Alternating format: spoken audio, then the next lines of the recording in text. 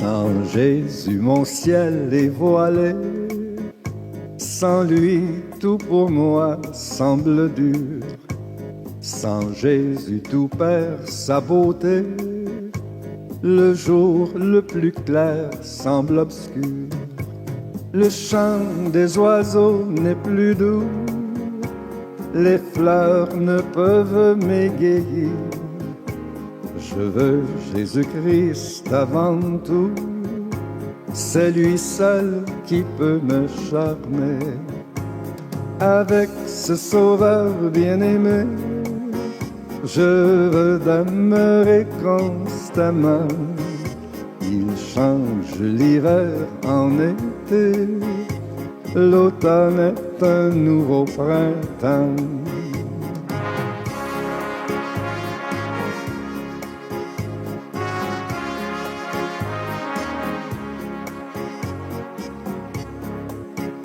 Son beau nom fait vibrer mon cœur. Sa voix semble un écho des cieux. C'est bien son regard, sa faveur qui bannit les pleurs de mes yeux. Jésus, ton amour me suffit. Le monde est pour moi sans attrait, car je sais quand tu me souris. Heureux en janvier comme en mai. Avec ce sauveur bien-aimé, je veux demeurer constamment. Il change l'hiver en été. L'automne est un nouveau printemps.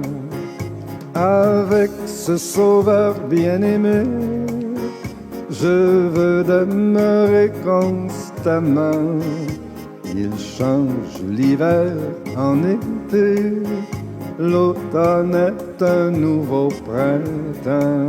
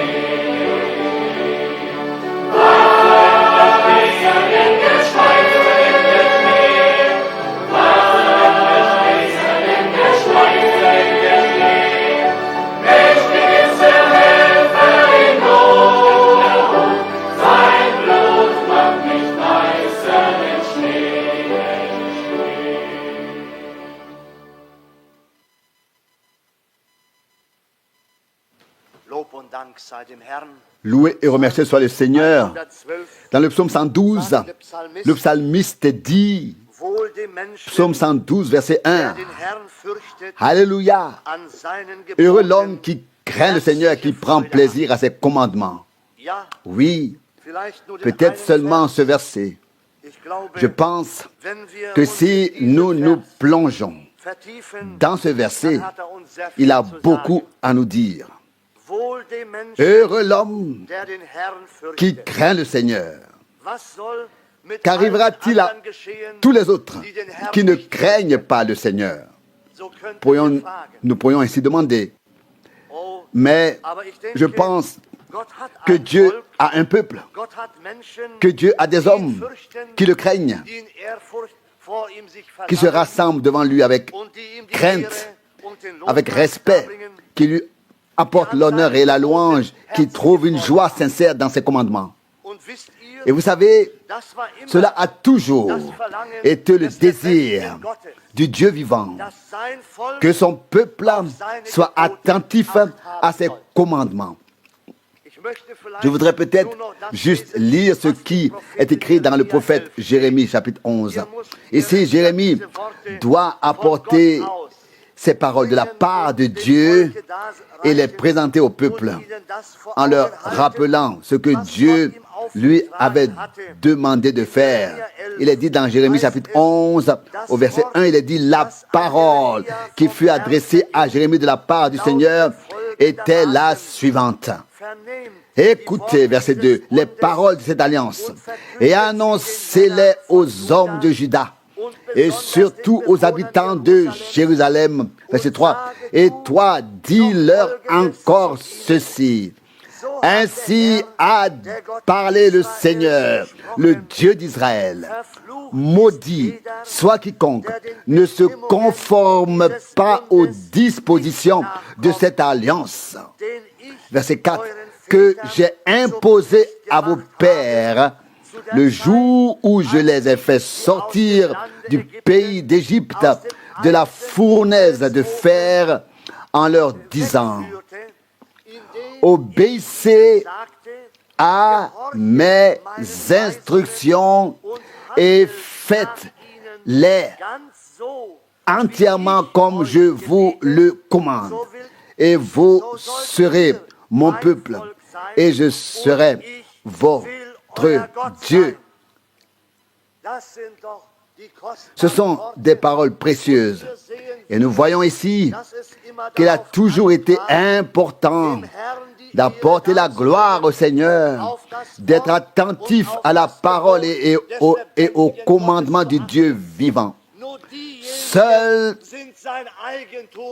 ceux-là lui appartiennent. Bien-aimés, comme nous l'avons déduit de cette parole, ceux qui sont attentifs à sa parole, qui tremblent devant lui dans le respect, qui s'approchent de lui et qui sont disposés à suivre, à mettre en pratique sa parole et à croire, bien-aimés. Ceux-là seuls sont son peuple. Tous les autres, bien-aimés, nous avons lu à leur sujet ce qui est à venir, mais pour ceux qui observent sa parole, nous ne pouvons que dire: heureux l'homme qui craint le Seigneur. Vous savez, alors vient le bien, le bonheur, le bien, non pas des hommes, mais le bien, le bonheur qui vient de Dieu. C'est ça l'essentiel, bien-aimé.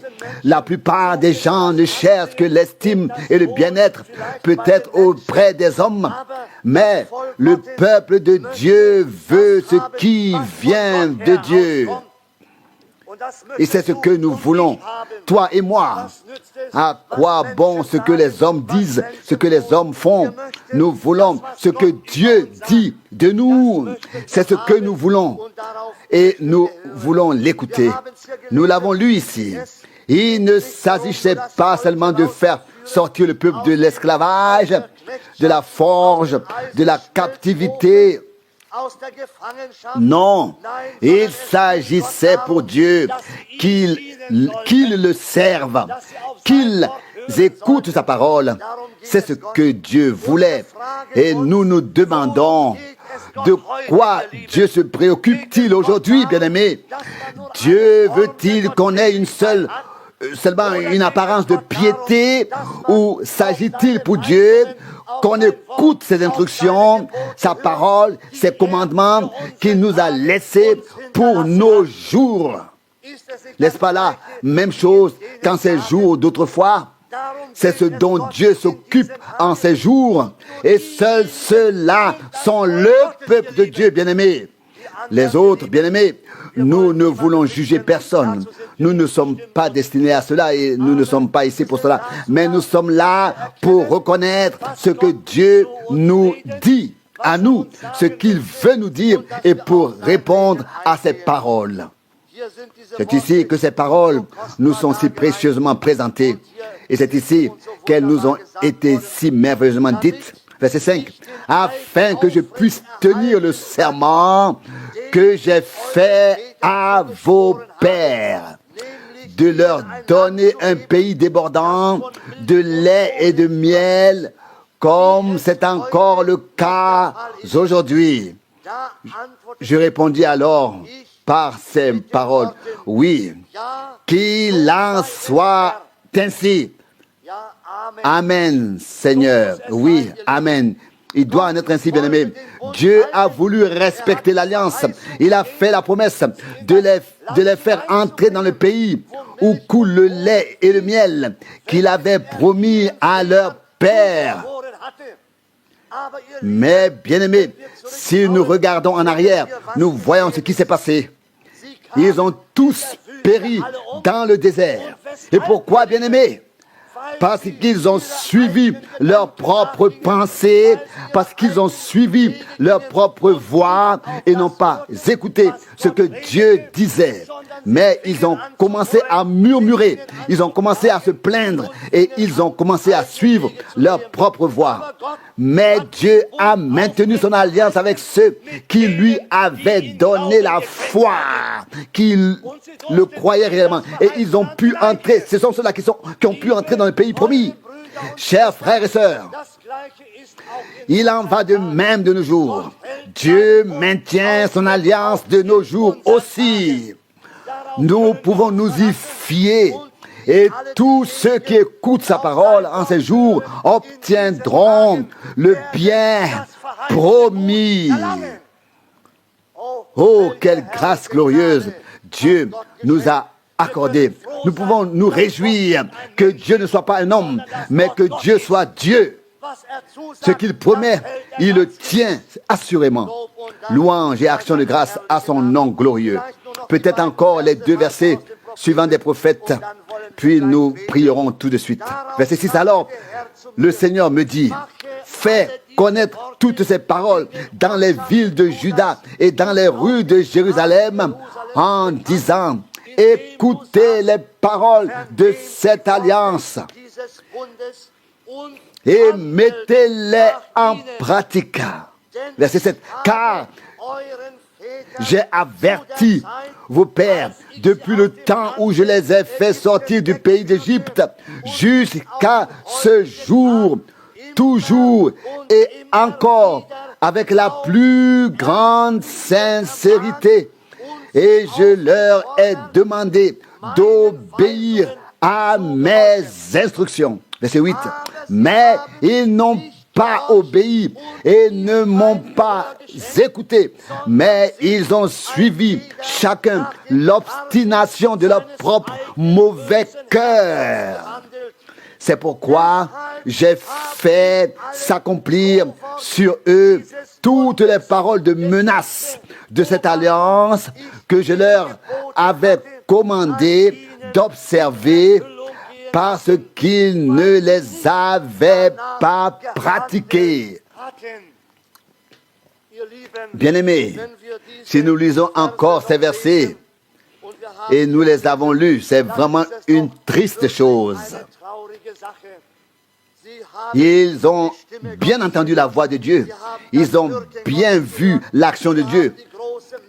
Ils ont vu la grande et puissante main de Dieu. Et pourtant, comme il est écrit ici, ils ont marché selon l'obstination de leur mauvais cœur. Je crois que c'est un exemple pour notre époque. Que nous nous souvenions, que nous rentrions en nous-mêmes et que nous demandions au Seigneur de nous donner un cœur humble, afin que nous puissions toujours nous présenter devant lui humblement en nous abaissant et dire, Seigneur, aide-nous et accorde-nous la grâce de ne pas marcher selon l'obstination de notre mauvais cœur, mais d'être attentif à la parole que tu as prononcée pour notre temps.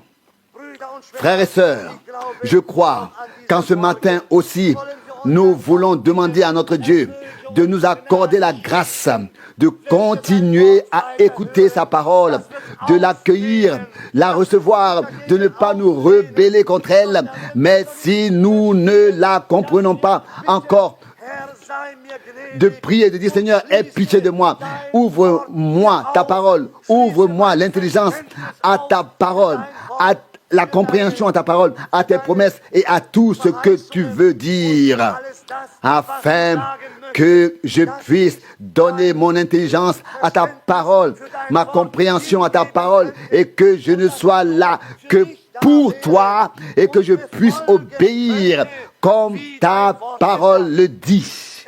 Ce qui compte, chers frères et sœurs, ce n'est pas seulement que nous venions ici pour écouter la parole de Dieu, mais que Dieu nous donne la grâce de pouvoir aussi la mettre en pratique. La mettre en pratique. C'est ce que nous devons faire, bien-aimés. Sinon, nous sommes dans une mauvaise condition. Mais j'ai foi que Dieu nous a appelés, qu'il nous a désignés et qu'il veut nous faire grâce, même en ces jours, et qu'il nous aidera à traverser tout cela, à passer de la foi à la vue pour ce à quoi il nous a destinés. Nous a destinés. Et c'est pour cela que nous voulons lui l'honneur, la louange et l'adoration. Levons-nous et invoquons ensemble sa bénédiction. Dieu fidèle, nous nous tenons en ce lieu ce matin avec ta parole que tu as adressée à ton peuple en ces jours-là. Aujourd'hui, tu nous parles, ô Seigneur, et tu veux nous donner des instructions sur la manière dont nous devons marcher.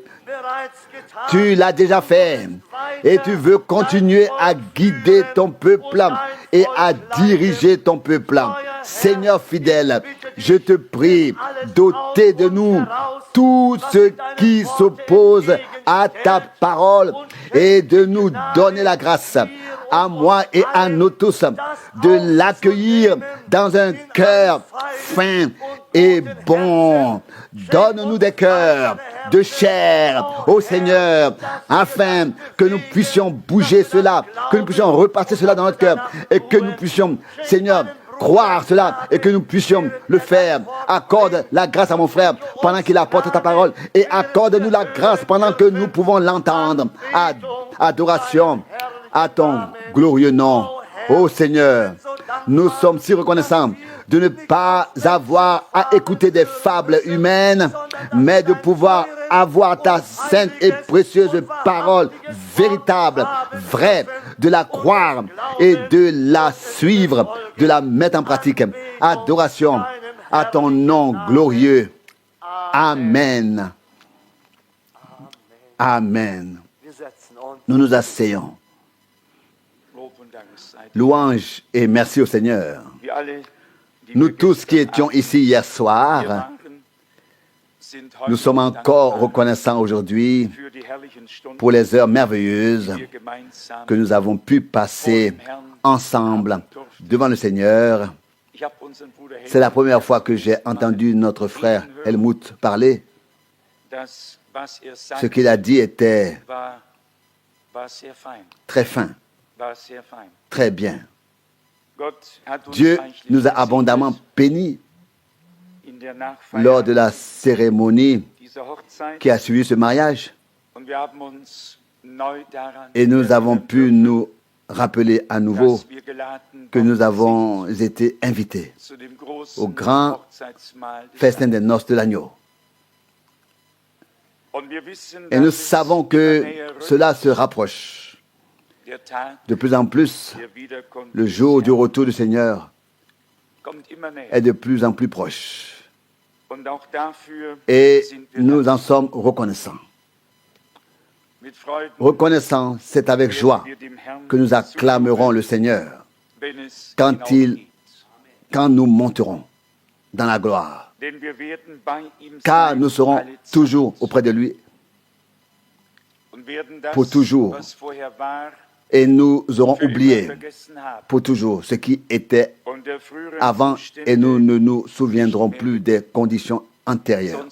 Sinon, notre joie serait toujours ternie et cela ne peut pas être le cas.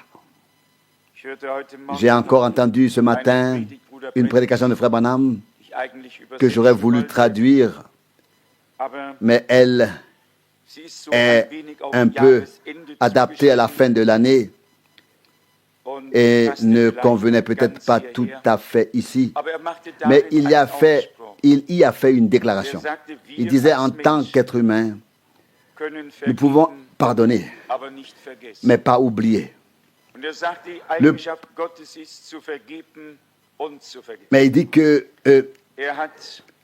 l'attribut de Dieu, c'est de pardonner et d'oublier.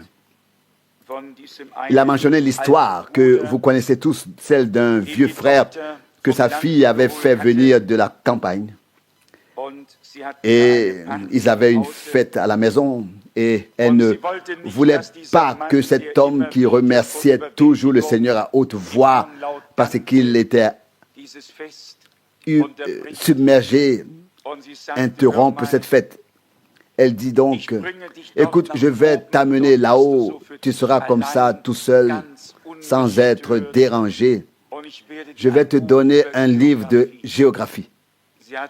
Elle avait peur que si elle lui donnait la Bible, ce serait fini pour lui, que les louanges et les remerciements recommenceraient.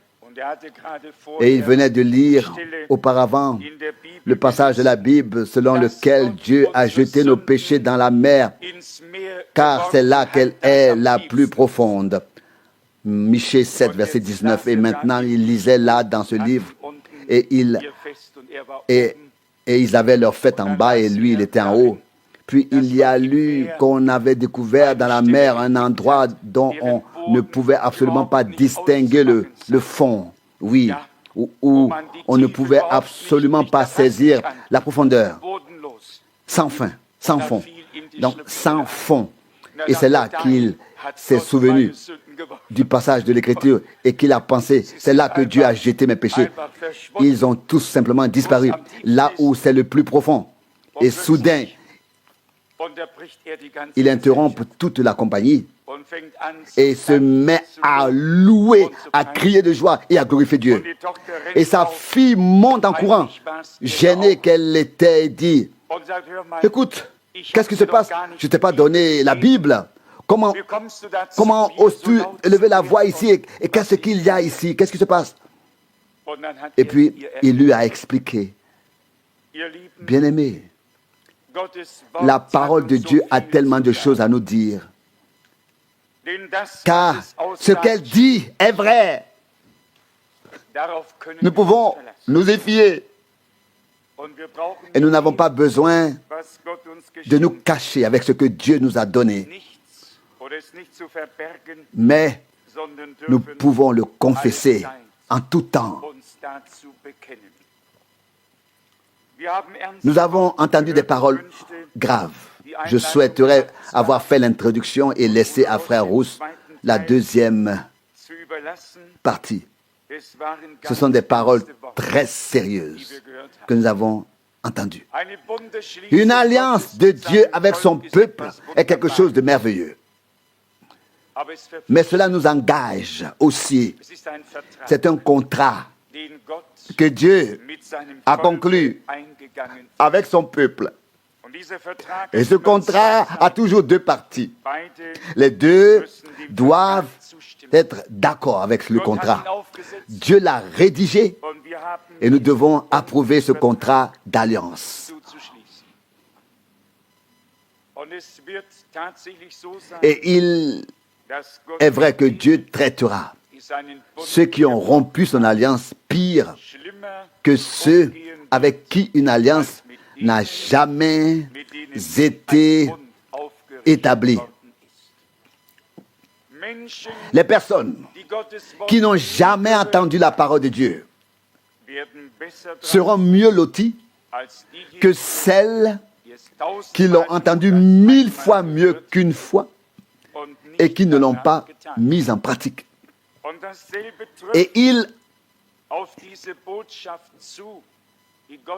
En va de même pour ce message que Dieu nous a donné de sa parole pour ces jours-ci.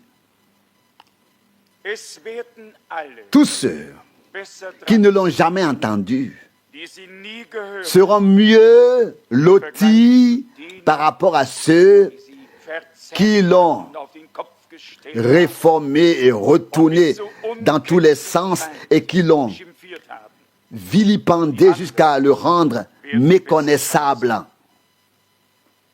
Les autres seront mieux lotis. Entendre la parole du Seigneur, entendre sa parole, c'est quelque chose de merveilleux. Mais quelle responsabilité nous incombe à ce moment-là? Quelle responsabilité envers Dieu et sa parole. Et c'est pourquoi nous avons besoin d'un respect saint, un respect saint pour cette parole sainte et précieuse qui est sortie de la bouche de Dieu.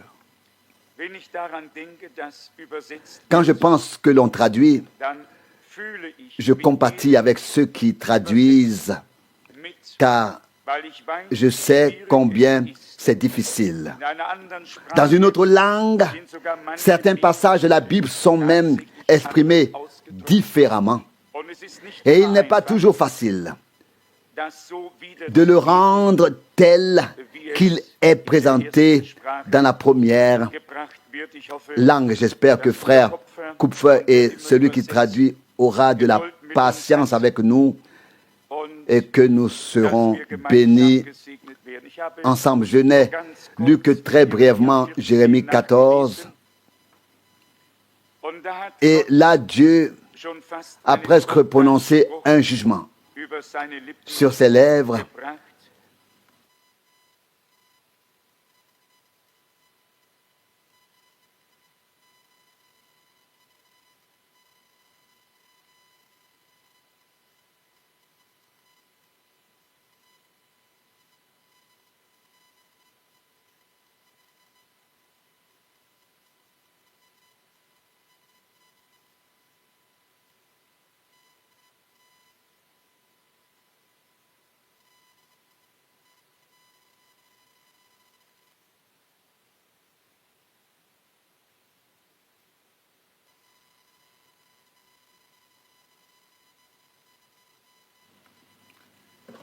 Et a dit certaines choses qui ont été transmises au peuple.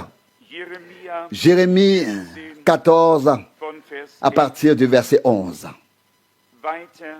Le Seigneur m'a encore dit, tu n'intercéderas pas en faveur de ce peuple,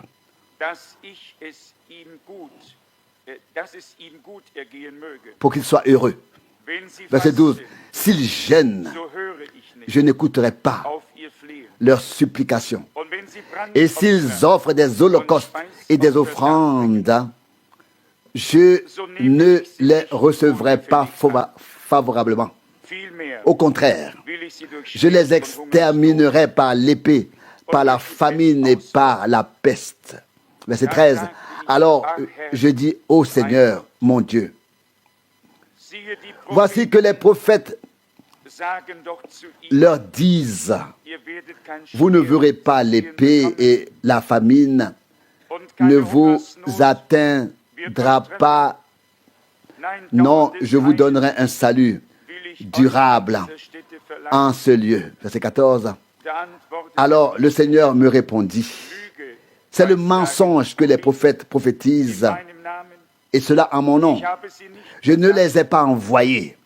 Je ne les ai pas envoyés et je ne leur ai pas donné d'ordre. Ils vous prophétisent des visions mensongères, des prophéties trompeuses, des tromperies qu'ils se sont fabriquées. Verset 15, c'est pourquoi le Seigneur a parlé ainsi. Les prophètes qui prophétisent en mon nom et qui, bien que je ne les ai pas envoyés, annoncent néanmoins, ni l'épée ni la famine n'atteindront ce pays. par l'épée et par la famine, ces prophètes trouveront la mort. Ce n'est pas facile. Et celui qui pense que les choses du royaume de Dieu peuvent être prises à la légère s'est trompé. Dieu a un plan avec son peuple. Il a conclu une alliance, que ce soit avec Israël ou avec l'Église, et il exige de nous l'obéissance en toutes choses à sa parole. Et là où il y a désobéissance, alors aucun gêne, aucune prière, aucune prophétie, aucune vision ne sert à rien. Il ne sert à rien de suivre sa propre voie et ses propres pensées. Dieu a prescrit le chemin et ce chemin doit être suivi. Si des gens qui ne sont pas envoyés parlent, ils peuvent promettre le ciel sur la terre. Il ne vient pas. Il ne vient pas. Seul ce que Dieu a dit dans sa parole arrive. Et cette obéissance inconditionnelle est pourtant nécessaire.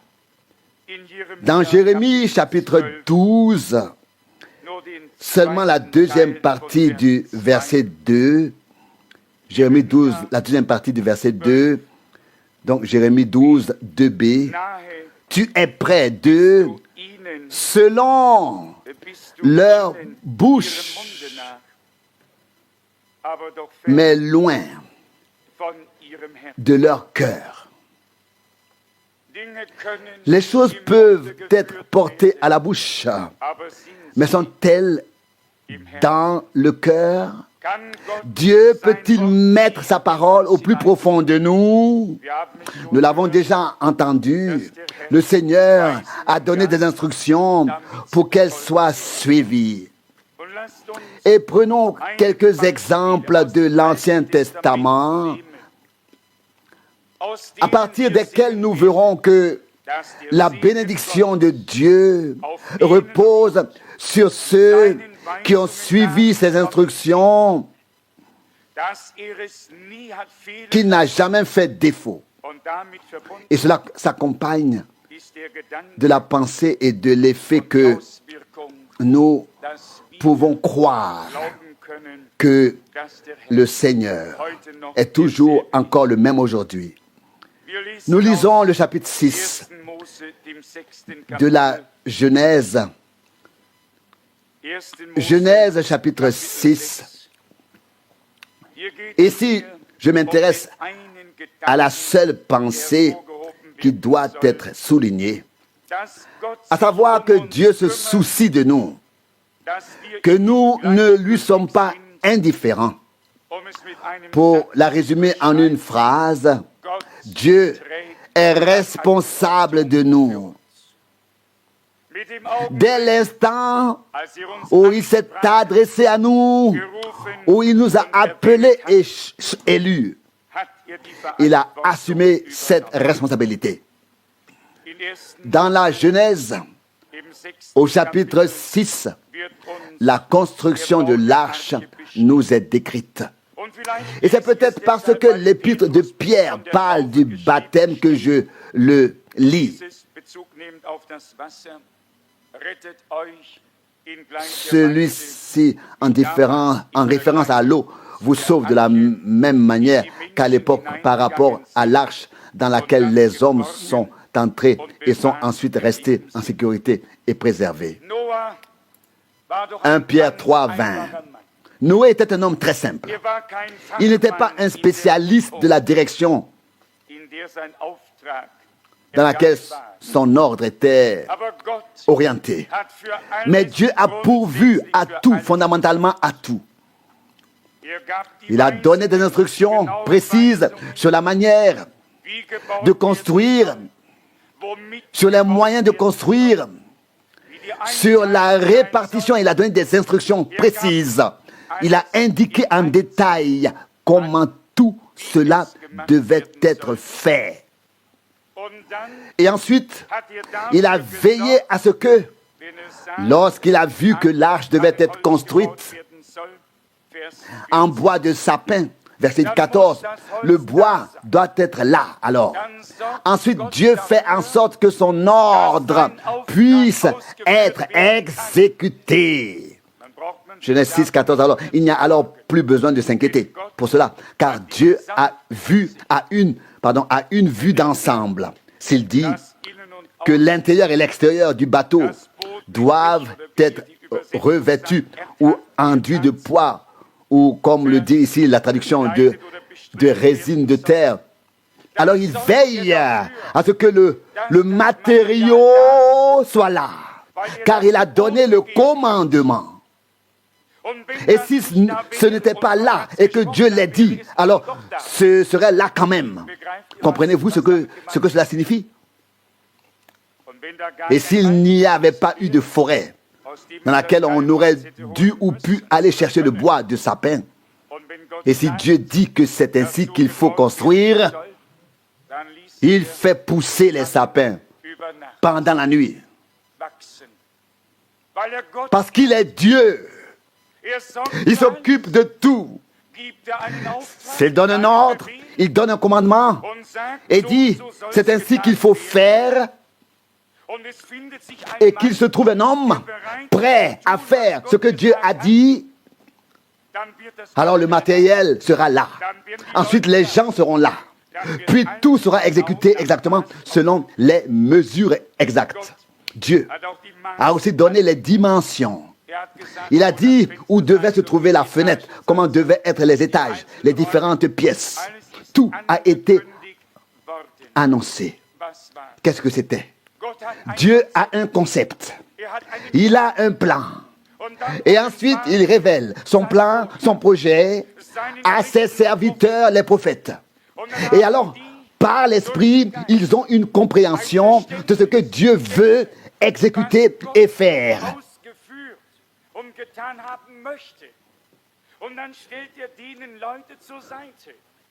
Et ensuite, il place à leur côté des gens sur lesquels le même esprit vient pour pouvoir exécuter la mission de Dieu, comme Dieu l'a dit. Et c'est aussi de cela qu'il s'agit maintenant, dans le dernier message que nous avons reçu, dans le dernier tour que Dieu a avec son peuple sur terre maintenant. Il s'agit d'appliquer le concept divin, à savoir ce que Dieu a réellement dit et non ce que d'autres ont dit, comme à l'époque du prophète Jérémie. Ils ont vu, ils ont parlé, ils ont parlé, mais ils ont parlé et vu à côté de Dieu.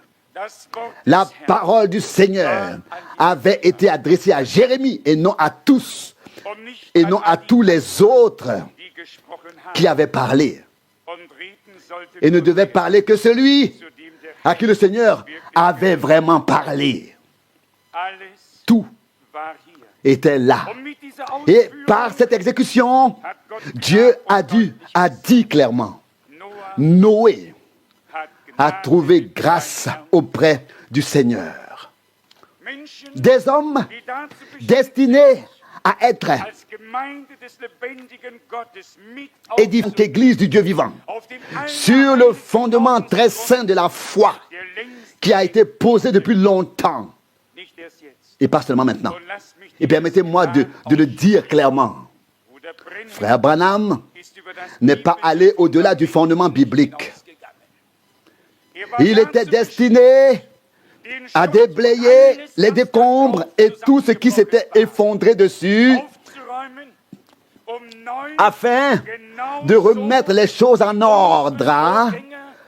Tout comme nos prédécesseurs dans l'apostolat et de tout restituer, rétablir.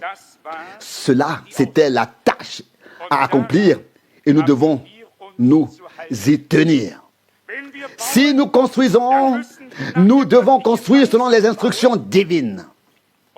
Et c'est sans doute ce que Paul a écrit en toutes lettres dans le même contexte dans 1 Corinthiens 10 ou 1 Corinthiens 3, verset 10. Au verset 10, que chacun prenne garde à la manière dont il construit dessus. On construit beaucoup, même du bois, de la paille et du chaume, mais on construit. L'important, c'est que l'on construise. L'important pour eux, c'est que l'on construise. Semble-t-il? Non. L'important, c'est que l'on construise comme Dieu l'a dit, selon les mesures, les prescriptions, les instructions et les dispositions divines. Tout le reste est construit sans tenir compte de Dieu. Et le jour du feu donnera alors le compte pour la chose. Le respect de Dieu et ses décisions et de ses instructions, de ce qu'il fait, est la condition absolue pour prendre du recul par rapport à toute action personnelle, humaine. Celui qui n'a pas le respect nécessaire pour la parole de Dieu trouvera beaucoup de paroles personnelles dans ce qu'il fait. Celui qui n'a pas le respect pour le plan de Dieu actuellement aura ses propres plans. Et il y a suffisamment d'entre eux qui construisent leur propre royaume dans le royaume de Dieu. Tout cela, semble-t-il, au nom du Seigneur. Mais le Seigneur n'est présent réellement et responsable que là où sa parole est vraiment reçue, avec tout le respect et la crainte qu'elle mérite et mise en pratique, avec un cœur volontaire et croyant.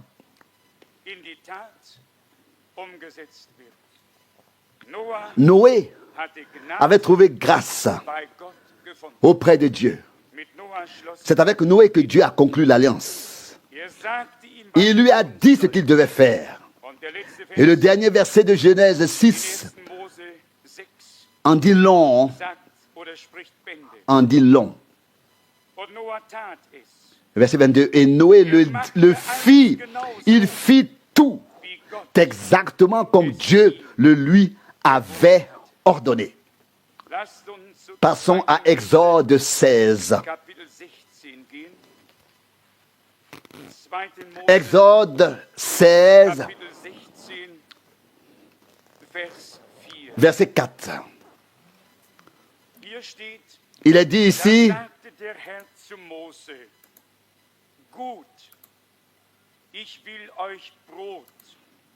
Exode 16, verset 4. Le Seigneur dit à Moïse, c'est bien, je ferai pleuvoir pour vous du pain du ciel. Le peuple n'aura qu'à sortir et à ramasser jour après jour ses besoins quotidiens. Quelle parole magnifique. Dieu a pris ses responsabilités. Quand le pain manquait, il a veillé à ce qu'il y en ait. Quand l'eau manquait, il a veillé à ce qu'elle arrive. Dieu a toujours pris soin et comme il n'a pas changé, cela doit être encore le cas aujourd'hui, qu'il prend soin. Nous connaissons la prédication de frère Branham, Dieu prend soin. Vous aussi, soyez préoccupés. Et nous aimerions à notre tour être préoccupés par le fait que ce que nous faisons puisse être placé dans les limites de la parole de Dieu, sans plier, sans rompre, sans interpréter, sans rendre convenable. Nous n'avons pas à adapter la parole de Dieu à nous. Nous avons à nous conformer nous-mêmes au modèle de la parole. Comme il est dit de Moïse, Exode 40, verset 16, il fit tout selon le modèle qui lui avait été montré sur la montagne sainte. Ici, le pain a manqué. Dieu l'a fait tomber en pluie. Nous pensons ici à notre Père, à Matthieu 6, verset 11, lorsqu'il s'agit des révélations de Dieu, du dévoilement de l'ensemble de son conseil. Nous avons reçu en ce temps une introduction incomparable à tous les autres temps. Dieu nous a accordé à nous qui vivons à la fin des jours les bénédictions qui nous étaient destinées en vertu des promesses faites au peuple de Dieu pour cette période. Ce n'est pas parce que nous sommes meilleurs. Cela n'a aucune importance pour Dieu. Chaque être humain est de toute manière égal. Même si beaucoup ou certains se sentent particulièrement bons, au fond, tout le monde est pareil. Chaque femme est comme Ève, chaque homme est comme Adam.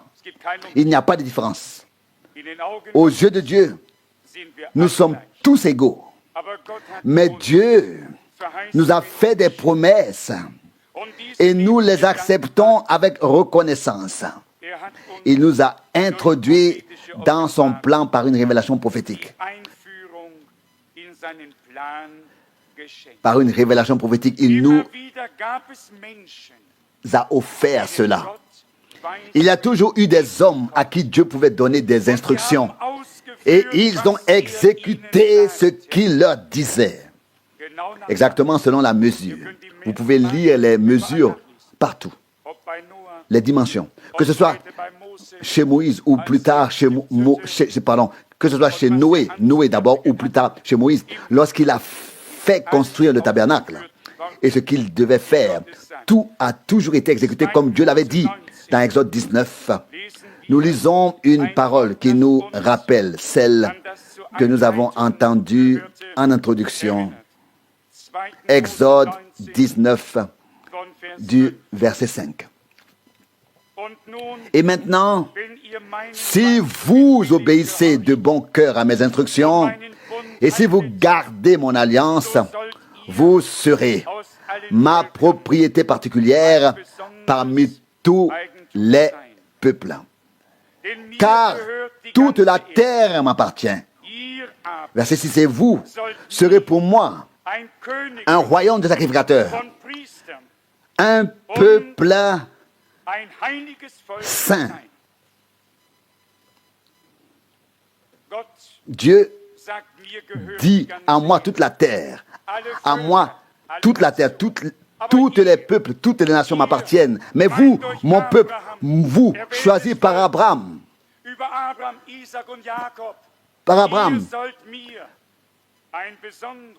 Isaac et Jacob, vous serez pour moi un peuple particulier, vous serez pour moi un royaume de sacrificateurs. Il a déjà annoncé dans l'Ancien Testament que son peuple était destiné à devenir roi et sacrificateur et qu'il serait dans son royaume. Et tous ceux qui depuis cette époque ont mis leur espérance en Dieu, ceux-là seront en effet avec Abraham, Isaac et Jacob et avec nous tous dans le royaume de Dieu. Car, selon Matthieu 27, verset 51, plusieurs des saints qui s'étaient endormis se sont levés et ils sont sortis avec le Christ et sont apparus à plusieurs dans la ville sainte. Toute la terre m'appartient. Dieu peut dire la même chose aujourd'hui encore. Sur toute la terre, Dieu a quelque chose de particulier. Une propriété spéciale. Parce qu'il y a eu une conclusion d'alliance, une rédemption. Il a une église. Cette église est au milieu de la terre. Un peuple parmi les peuples. Une église parmi les communautés. Un royaume de sacrificateurs. Un peuple saint. Un peuple sanctifié par Dieu lui-même. Il a également écrit au verset 7, Exode 19, Moïse alla appeler les anciens du peuple et leur rapporta toutes ces paroles que le Seigneur lui avait ordonnées. Verset 8. Tout le peuple répondit d'un commun accord, nous ferons tout ce que le Seigneur a ordonné. Le mot d'un commun accord nous rappelle le jour de la Pentecôte. Ils étaient réunis d'un commun accord. La parole de Dieu fut prononcée. Le prophète l'a transmise. Tous ceux qui l'entendirent étaient unanimes dans leur cœur. C'était une chose fermement établie. Dieu a parlé, nous avons cru et écouté. Seigneur, nous voici. Et il disait d'une seule voix, d'un commun accord, tout ce que le Seigneur a commandé, nous le ferons. Si nous pouvions dire la même chose, se tenir d'un commun accord, d'une seule voix, sous la proclamation de la parole de Dieu, écouter la même parole en ce moment, croire de tout cœur, de la même manière, et se présenter ainsi d'un commun accord devant la face de Dieu, nous montrant ainsi comme son peuple, des hommes dont il a fait des rois et des sacrificateurs. Si c'est le cas, car voici le contexte. Toute la terre m'appartient, mais vous êtes pour moi un royaume de sacrificateurs et un peuple saint. Tous ceux qui, parmi le peuple de Dieu, forment ce peuple saint, ce sacerdoce saint, cette royauté sainte aux yeux de Dieu, doivent parvenir sous le message prophétique à cette unanimité divine, à cette union, à ce commun accord divin. Et alors, Dieu réalisera tout ce qu'il a promis. Tout ce qu'il a promis. Tel est le contexte ici. Verset 6, mais vous serez pour moi un royaume de sacrificateurs, un peuple saint.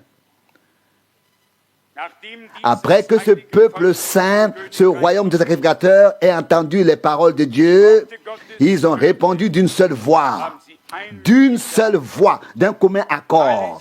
Tout ce que le Seigneur a ordonné, nous le ferons. C'est sur l'action, sur la pratique de la parole que repose la bénédiction. Et cela d'un commun accord. Nous lisons dans Exode chapitre 25, verset 10. Exode 25, verset 10. Ils feront donc une arche de bois d'acacia. Je lis brièvement la moitié du verset.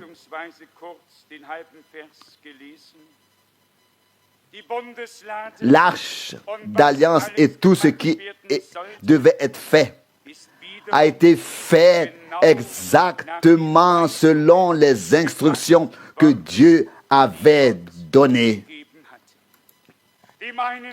Il dit à l'un d'eux, prends du bois de sapin, fais-en l'arche. À l'autre, il dit, prends du bois d'acacia, fais-en l'arche de l'alliance. Toujours et à tout moment, en tout temps, tous les hommes de Dieu ont fait ce que le Seigneur leur a ordonné pour être des hommes de Dieu. Et c'est sur cela que reposait la bénédiction. Je souhaite une chose, que vous me croyez ou non. Je souhaite une chose, être trouvé dans la volonté parfaite de Dieu et faire ce qu'il a ordonné. Tout le reste ne mène pas au but, nous fait manquer le but. Tout le reste est voué à l'échec. Il peut être décoré de jeûne et de prières, de visions et de prophéties, de tout ce qui est nécessaire. Si cela, ça peut être décoré de jeûne et de prières et de tout. Et si cela n'est pas conforme aux paroles de Dieu, c'est voué à l'échec. Dieu n'assume sa responsabilité que si les hommes acceptent sa parole et s'y plient et s'y conforment. Car c'est là seulement que l'obéissance et la foi sont garanties. Et la foi ne doit pas être liée à ce que nous avons inventé. La foi doit être liée à ce que Dieu a dit. Ça, c'est la foi biblique qui seule conduit à la justification divine. La foi personnelle peut conduire à sa propre justice. La foi qui vaut devant Dieu, qui vient de sa parole, conduit à la justification par la foi. Et la justification entraîne l'obéissance, à savoir l'obéissance de la foi, dont Paul a écrit à la fin des épîtres aux Romains que Dieu l'avait envoyé pour susciter l'obéissance de la foi parmi les nations païennes à la gloire de Dieu. Romains 1, 5. Dans Exode 25, verset 31, il est écrit, Exode 25, verset 31, « Tu feras encore un chandelier d'or fin. » Tout était là. Le bois nécessaire ici ou là, l'or était là, tout était là. Chaque fois que Dieu a donné une instruction, il a fourni les hommes et le matériel. Il n'a laissé personne dans le désarroi. En principe, il a pourvu lui-même en toutes circonstances à ce qu'il voulait voir faire. N'est-ce pas là quelque chose de merveilleux? Cette pensée me bouleverse, me submerge. Nous pouvons rester debout ou nous asseoir et nous dire, mon Dieu, comment tout cela va-t-il se passer? Laissons-nous dire par cette parole de Dieu aujourd'hui, tout ce que Dieu nous commande et attend de nous, il le met à notre disposition. Amen. Amen. C'est ainsi. Tu n'apportes pas cela de toi-même et moi non plus. Ça ne vient pas de toi. Il y a suffisamment de croyants qui ont les poches pleines, qui apportent tout d'eux-mêmes et qui repartent en fait ensuite les mains vides. Et puis il y a aussi ceux qui n'apportent rien d'autre qu'un cœur fin et bon, vide, et qui repartent ensuite remplis. Oh, quelle grâce! Dieu a parlé. Ses serviteurs et son peuple ont écouté. Et c'est sur cela que repose toute la bénédiction. Dans Exode 26, verset 1, il est question du tabernacle, de la tente de la révélation qui devait être faite. Il est dit ici, au verset 1, Exode 26, verset 1, tu feras le tabernacle de 10 tapis. Puis vient toute la description de ce que devait être sa composition. Au milieu du désert, là où il n'y a rien à apprendre, il y a tout. Il y a tout ce qu'un homme peut imaginer. Non, pardon. Tout ce que Dieu a dit. Sinon, il n'y aurait peut-être eu que du sable. Mais quand Dieu dit, fais-moi ici maintenant 10 tapis de byssus et tout ce qu'on appelle matériaux, Moïse regarde. Voici une montagne, voici une autre montagne. Oui, d'où vient tout cela? D'où viennent les tapis? C'est là. Parce que Dieu l'a dit. Nous avons toujours reçu cette formule ou ce terme de parole parlée.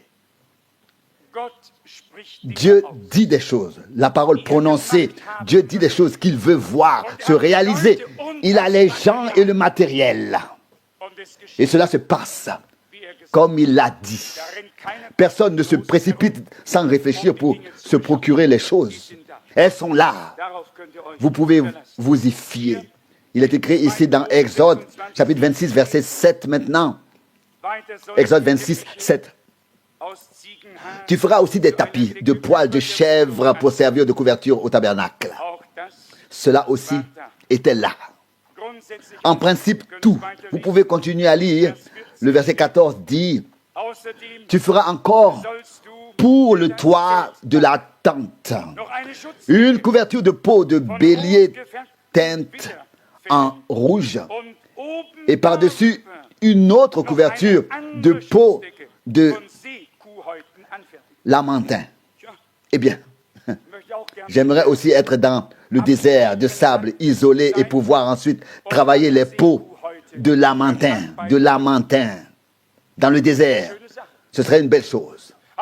Mais si Dieu l'a dit, c'est qu'il en est ainsi, il y pourvoit. Et s'ils n'étaient pas dans le lac, alors ils y seraient quand même. Et si elles ne sont pas dans le désert, alors elles sont dans le désert pour autant que Dieu l'a dit. Oh, que nous pouvons le croire. Ce dont Dieu a besoin, ce ne sont pas des gens qui lui font de bonnes propositions, mais des gens qui peuvent croire à sa parole révélée pour ce temps. Pour que, comme Abraham et Moïse, ils ne regardent pas à ce qui est visible, mais à ce qui est invisible, comme s'ils le voyaient.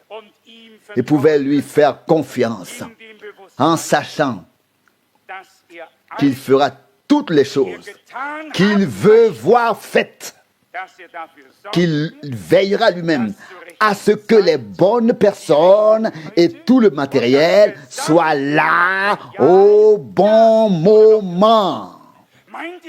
Ou ne croyez-vous pas cela? Ou ne croyez-vous pas cela? Pensez-vous que Dieu dit quelque chose et ne veille pas à ce que ce qu'il a dit puisse être fait et exécuté? Notre Dieu n'est pas un Dieu de philosophie ou de théorie. Notre Dieu est toujours orienté vers la pratique. Il ne parle pas dans le vent. Il parle à son peuple. Et cela par la bouche de ses serviteurs et de ses prophètes.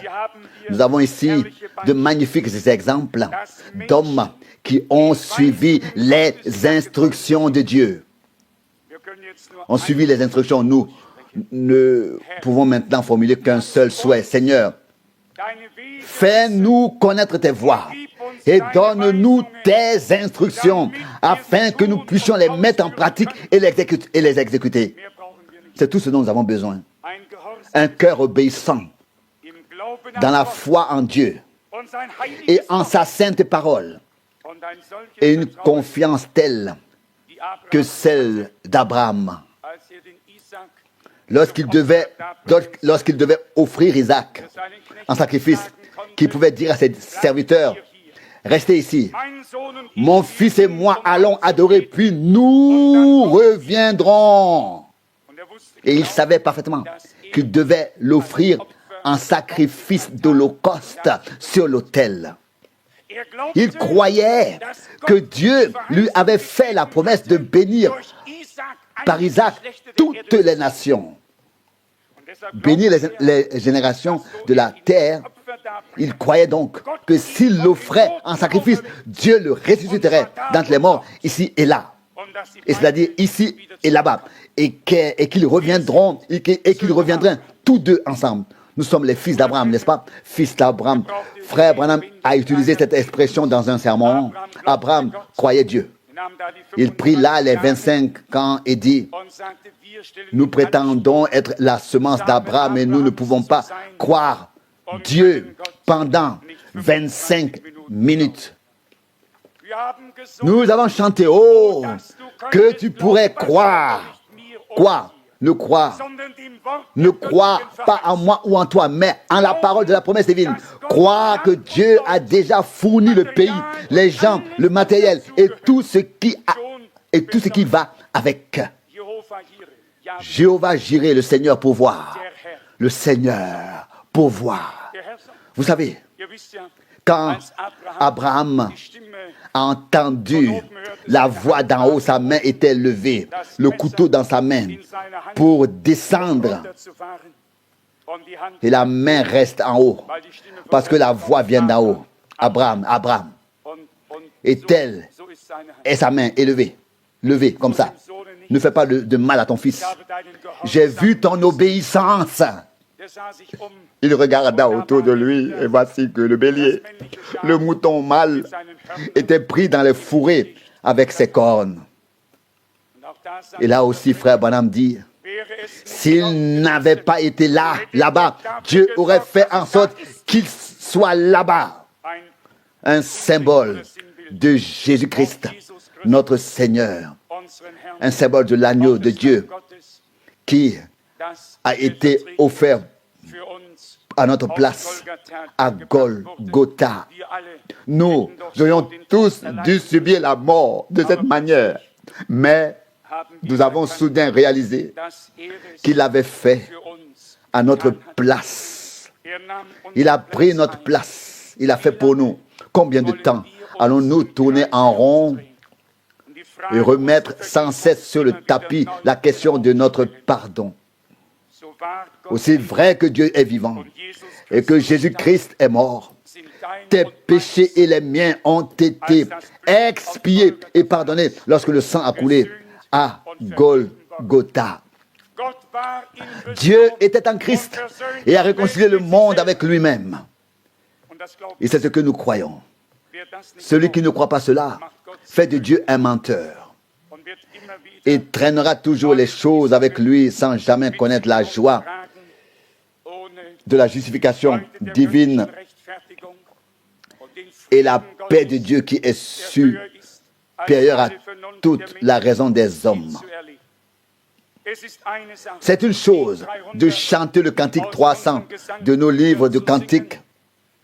Si la paix avec Dieu pénètre mon âme, et c'en est une autre de porter réellement cette paix divine et d'apporter la paix là où l'on va et là où l'on se tient.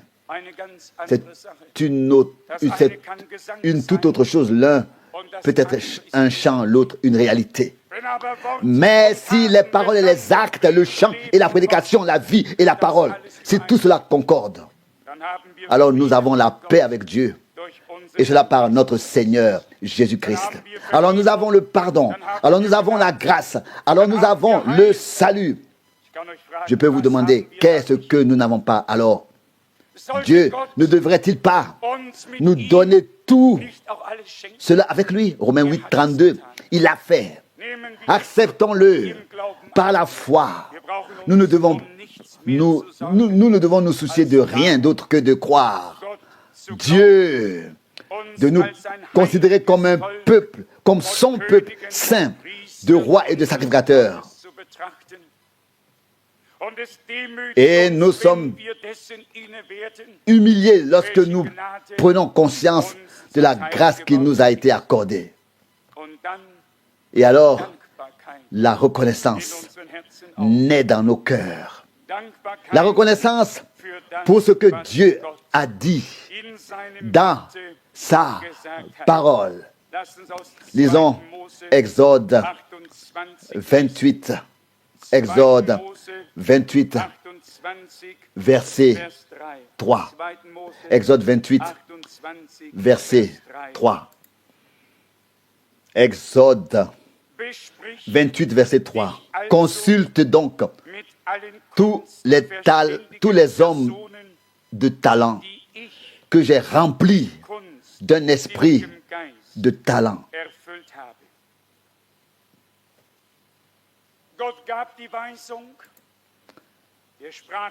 Dieu a donné l'ordre, il a prononcé les paroles, il a dit ce qui devait être fait et il avait les gens. Il avait le peuple. Et certes, Moïse ne pouvait pas tout faire. Il y avait beaucoup de gens qui aidaient. Verset 3 parle donc avec toutes les personnes qui connaissent l'art et que inspiré d'un esprit sensible à l'art, Dieu avait déjà équipé ceux qui devaient participer à l'œuvre. Chacun était un artiste dans le métier, dans la tâche que Dieu lui avait confiée. Ici, une comparaison stupide n'est pas appropriée.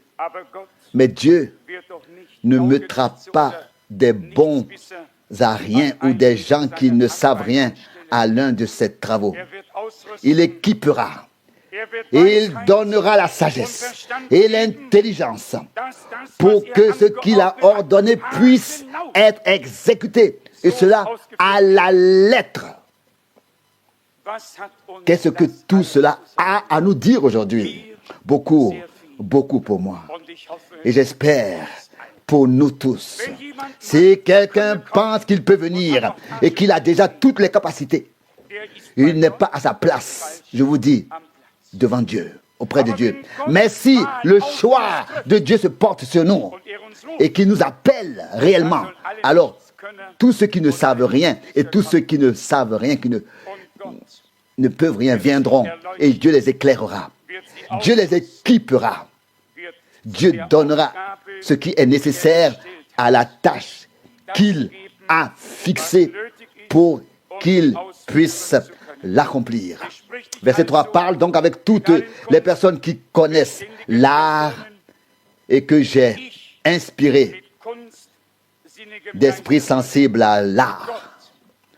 Dieu a mis les capacités, même les capacités dans les gens.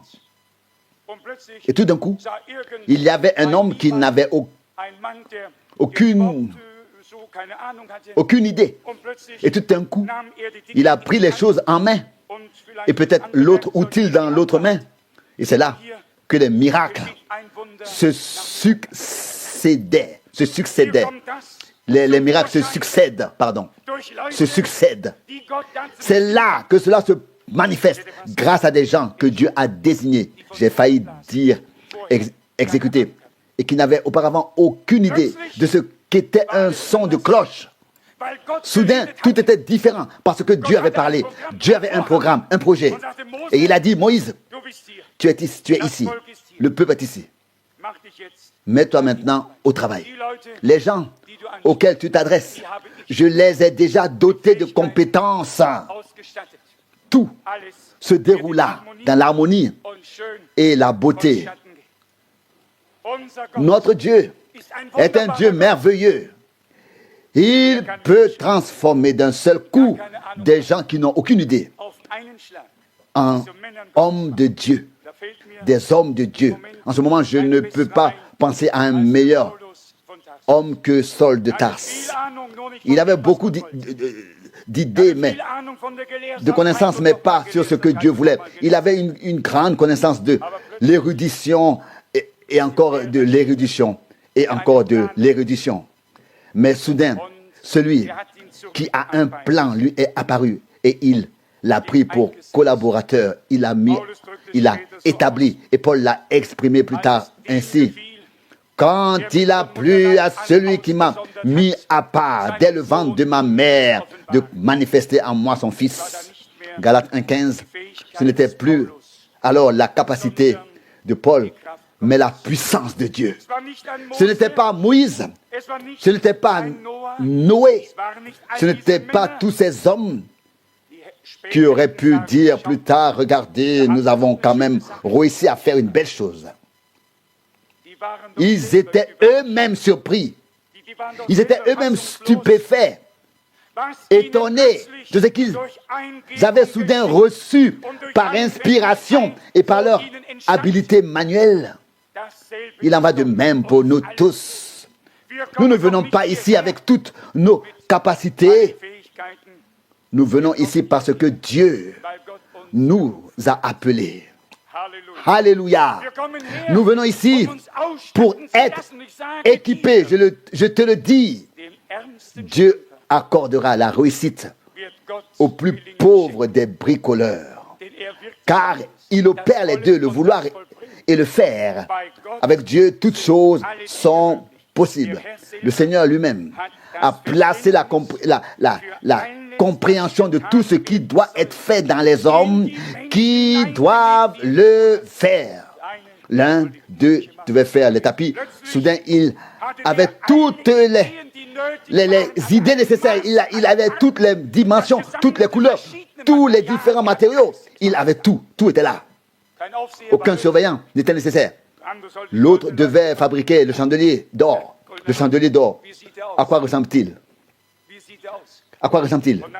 Et puis le Seigneur dit encore, il doit être d'une seule pièce. Il a alors un morceau d'or, un seul morceau d'or, un très gros morceau d'or, et il le regarde. Où est le chandelier? Où sont les 7 bras? Où est le chandelier? Et tout à coup, il était là, parce que Dieu l'avait dit. Pour moi, c'est un renforcement de la foi. Les personnes que Dieu a appelées n'apportent pas leur propre capacité, ni leur propre programme non plus. Mais ils se laissent insérer dans le programme de Dieu et doter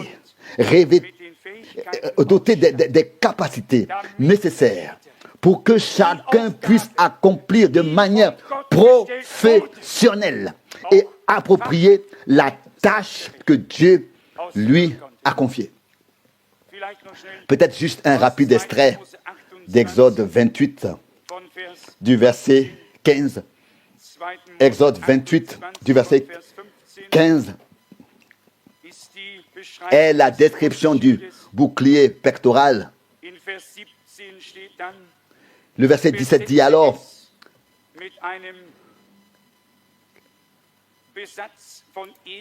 garnis-le d'une garniture de pierres précieuses en 4 rangées de pierres.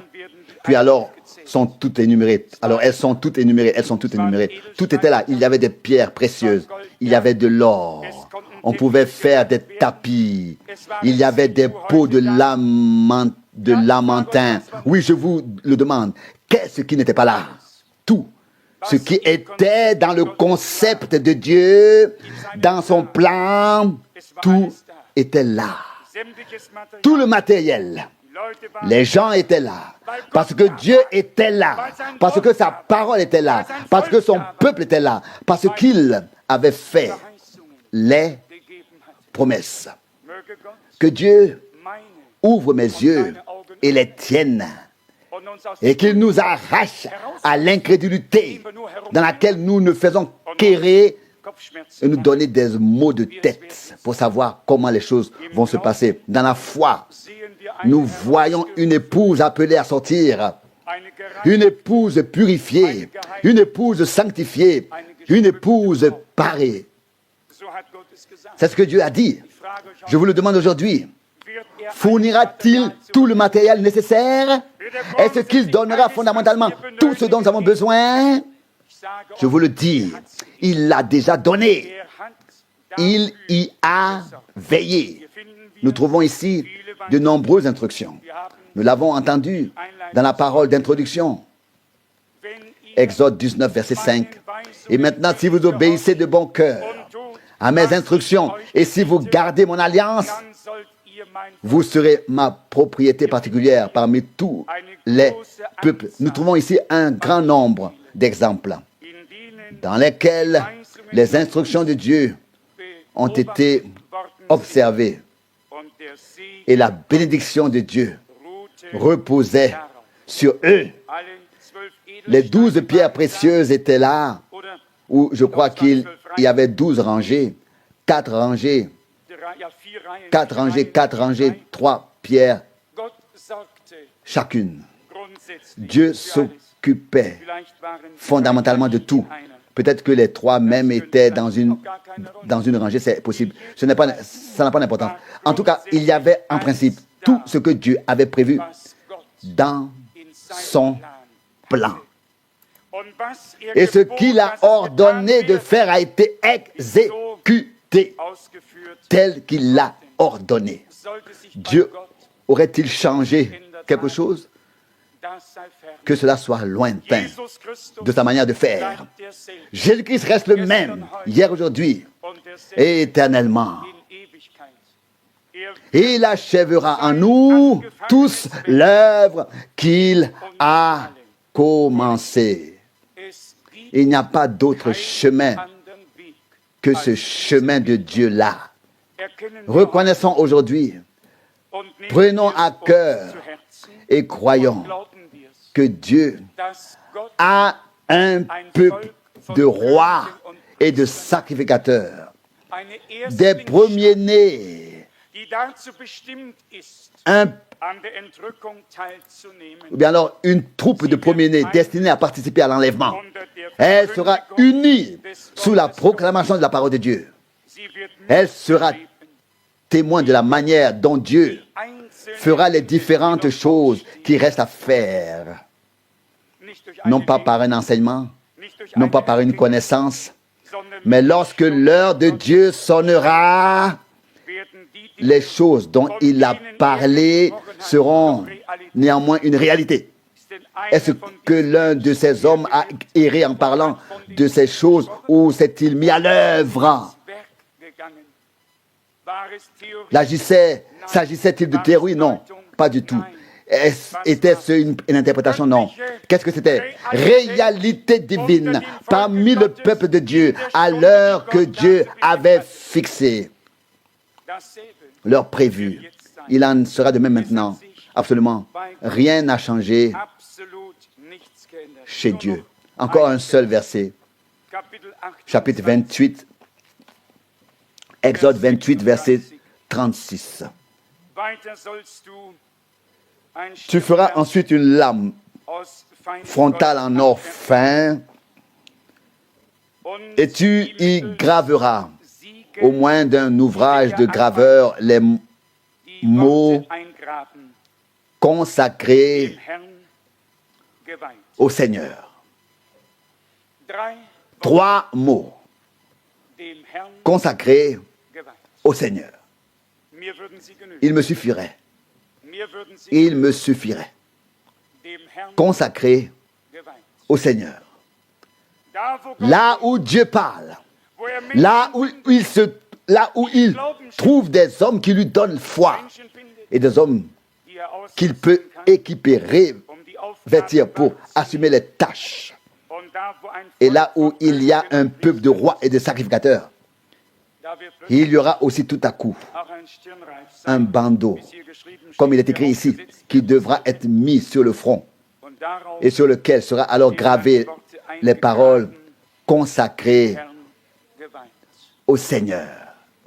Oh, comment remercierons-nous notre Dieu? Qui peut le saisir, le comprendre? Il a un plan pour l'Église. Il a un plan pour Israël. Et pour être encore plus précis, il a un plan pour son épouse bien-aimée. Ça, c'est le programme de Dieu. Si nous sommes une foule de rois et de sacrificateurs, alors nous sommes destinés à souffrir avec lui et à régner avec lui.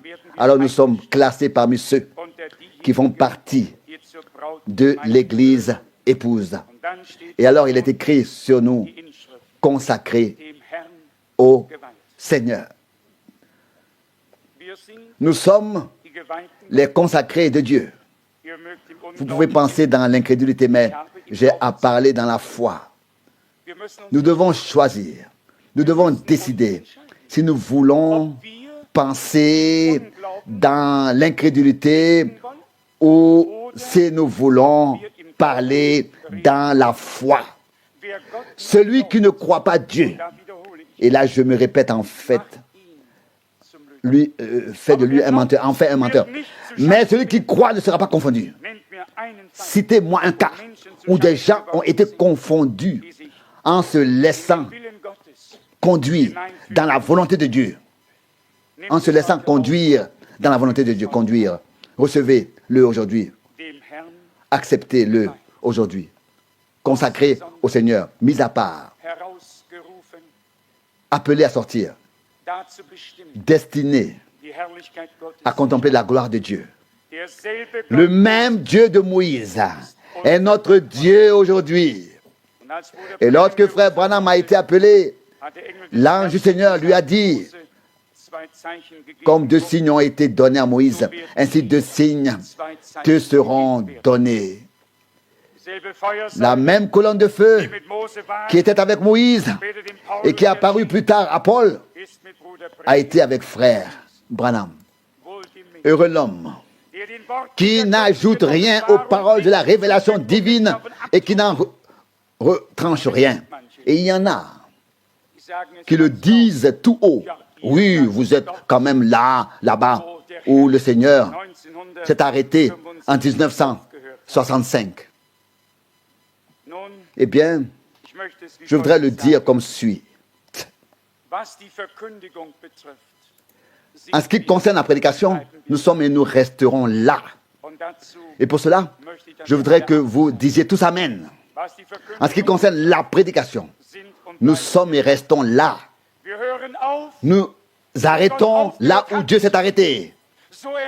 S'il a commencé avec nous, nous ne pouvons pas faire autrement. Si Dieu n'a jamais commencé avec nous, il n'y a pas non plus de cessation. Là où Dieu s'est tu, nous nous taisons. Là où il a parlé, nous parlons. Là où il a commencé, nous commençons. Là où il a cessé, nous cessons. Et quelqu'un peut bien faire la danse ici ou crier là. Cela ne nous dérange pas. Pour le moment, la seule chose qui m'attriste et qui nous attriste, c'est lorsque nous constatons avec une évaluation réelle que nous ne sommes pas encore là où Dieu veut que nous soyons. Mais ce n'est certainement pas en agissant et en interprétant nous-mêmes les choses que nous résoudrons le problème. Au contraire, nous créerons d'autres problèmes différents qui constitueront un obstacle pour nous et nous pouvons nous en passer. Avec l'aide de Dieu, nous continuerons à avancer jusqu'à ce que nous passions de la foi à la vue. Puisse cette méditation sur la parole, qui dans l'ensemble, à l'exception du passage de Matthieu 6, verset 11, était tirée de l'Ancien Testament, avoir quelque chose à nous dire aujourd'hui en tant qu'Église du Nouveau Testament. Toutes les paroles ont été écrites pour notre instruction, afin que nous comprenions mieux et si possible correctement les voies de Dieu. Dieu donne des instructions et là où elles sont exécutées, il pourvoit au pays et aux gens, au matériel et aux compétences et tout vient de lui. Et c'est donc à lui seul que nous devons présenter nos remerciements.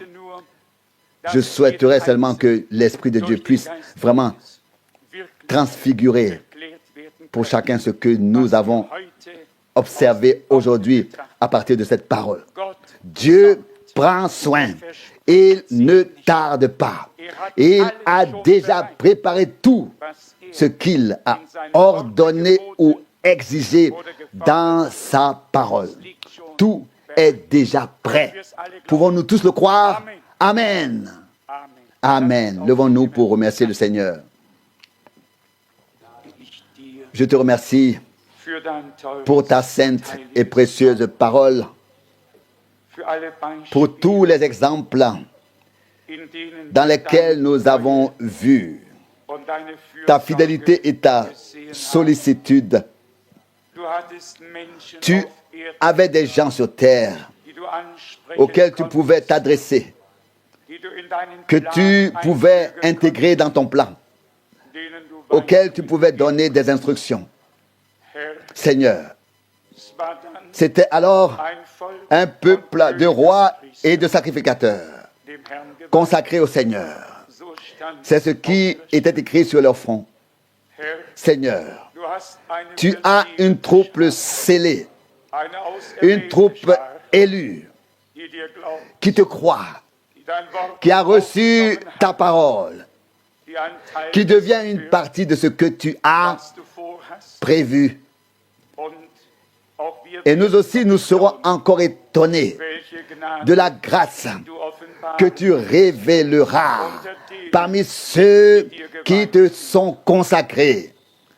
Un peuple de rois et de sacrificateurs reposant en Dieu, étant entré dans le repos en Dieu, croyant pleinement à la parole de la promesse, demeurant dans la parole jusqu'à la fin. Dieu fidèle, donne-nous le saint respect, la sainte crainte devant toi et de ta parole, de tes décisions et de tes décisions. Tes directives et tes décisions pour tout ce que tu fais. Mets fin à toute agitation humaine au sein de ton peuple et que ton temps soit venu où tu distribueras toi-même, tu équiperas, habiliteras, donneras la grâce, comme au début, par la révélation de l'Esprit, à ceux qui ont reçu la révélation de ta parole et de ton nom, Seigneur. Tu nous as subjugués et mis à nouveau en évidence que tu pourvois à tout au milieu du désert, pour le pain et pour l'eau, pour les vêtements, pour tout, même pour les peaux de lamentin. Seigneur mon Dieu, tout est possible. Qui peut le comprendre? Tu es notre Dieu et tu resteras le même pour l'éternité. Qu'en cette heure, nous t'ayons été véritablement consacrés et que ta parole devienne en nous une réalité divine. Seigneur, comme il est écrit, consacré au Seigneur. Fais qu'il en soit ainsi pour moi et pour nous tous, pour la glorification et la gloire de ton Saint-Nom. À la fin, tout aura été exécuté comme tu l'as dit dans ta parole. Rends-nous obéissants, rends-nous consentants, enlève tout ce qui nous est propre. Et toi, glorifie ton nom et confirme ta parole. Je te remercie pour la leçon que nous avons pu tirer de ta parole ce matin. Gloire à toi, le Dieu d'Abraham, d'Isaac et de Jacob, le Dieu d'Abraham, le Dieu de Moïse, le Dieu de Noé. Tu es notre Dieu, car il n'y a que toi et personne d'autre. Et personne d'autre. Alléluia. Toute la gloire à ton nom glorieux. Amen.